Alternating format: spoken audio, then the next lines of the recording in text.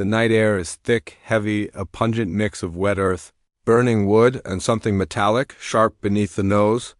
Somewhere distant, an owl cries out, its eerie call swallowed by the crackling flames of a smoldering farmhouse. Rain starts to fall in cold, uneven drops, pattering against cracked cobblestones. Slick with mud and blood. A man stumbles forward, his boots caked with grime, ragged breath escaping in puffs of frost despite the humid air. His hands tremble, clutching the broken strap of his pack as if it were the last tether to sanity. His eyes, wild, haunted, dart left and right, searching the darkness. Not yet, he whispers hoarsely to himself. Not yet. But behind him, a dozen figures emerge like ghost boots crunching. Rifles raised, faces grim in the faint torchlight. The man halts. His lips curl into a bitter, almost insane laugh. The sharp click of a rifle's bolt echoes. You think you have me? You don't know what you're about to wake. Before the first shot, silence swells. Then chaos rapid, brutal, and merciless. 21 soldiers fall, each life snuffed out in less than a minute, and then calm. Just the man, breathing hard, staring at his trembling hands. Slick with blood, they are shackled now, forced into cramped trucks. The stench of sweat, diesel, and fear suffocates the air. The rattle of wheels on gravel is a grim metronome counting down to an unknown fate. The man, known now as Eric, slumps against the cold metal wall, the chill biting through his threadbare coat. He tastes dust on his tongue, bitter and dry. Around him, voices murmur, some defiant, others resigned. A whispered prayer here, a curse there. The propaganda drilled into them since youth clings stubbornly to their thoughts. The Allies are barbarians. They will torture us. This is the end.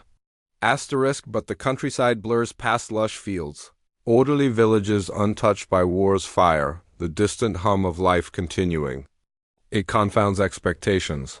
Deepening dread, Eric's mind drifts back to his last night at home, the crackling radio broadcast promising victory. The hurried farewells, the scent of his mother's stew, if only this is a nightmare, he thinks. If only. The gates open with a heavy clang, and they spill into a compound that feels unreal. Clean paths lined with flowers. Guards nod politely but firmly. Inside, the prisoners are led to their quarters. The smell of fresh bread wafts through the air, unfamiliar yet comforting. Eric's stomach twists. In a corner, a small wooden table holds bars of white soap. Smooth, clean, unscented, but pure. The prisoners hesitate, eyes wide. A voice breaks the silence. It's yours. Use it. Tears prick Eric's eyes, not from kindness, but from disbelief. He presses the soap to his chest as if it were a relic, a betrayal of everything he'd been taught. He sits alone, trembling, heart pounding. The shock isn't just physical. It shatters his entire world. Breakfast is a feast compared to the stale bread and watery soup he remembers. Thick porridge, steaming sausages, butter melting on fresh rolls. A whispered conversation between two prisoners. Did you ever think we'd eat like this?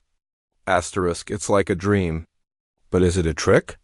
The irony hangs thick, the enemy feeding them well while their families at home scrape for scraps. Guards address prisoners by name, listen to their complaints, even smile faintly.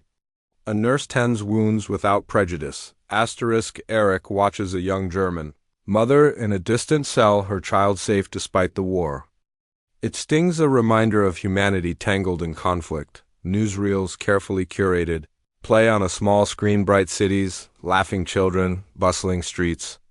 The world beyond the barbed wire is alive. Eric's thoughts write in his diary. We are dust, and they are flowers blooming. How can this be the enemy? He wants to hate, to cling to the black and white certainty of propaganda. But kindness seeps into his bones. Am I a monster for feeling this? He scrawls by candlelight. Letters arrive, crumpled, stained. From home, from the ruins, father is gone.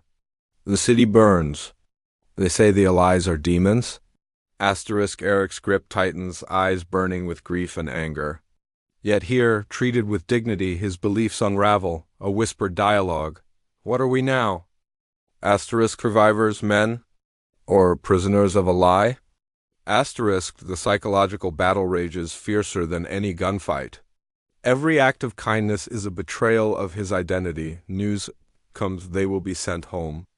The war still rages, but their captivity ends. Asterisk Eric stands at the gate once more. No longer a prisoner of flesh, but of memory and conscience. He writes his final diary entry. They captured my body, but not my mind. I laughed in their faces before the storm of death, but here I found a different war. One fought in silence, between truth and fear. The gates closed behind him, the scent of fresh earth mingling with ash and loss. Who is the real enemy? He wonders as he walks into the uncertain dawn.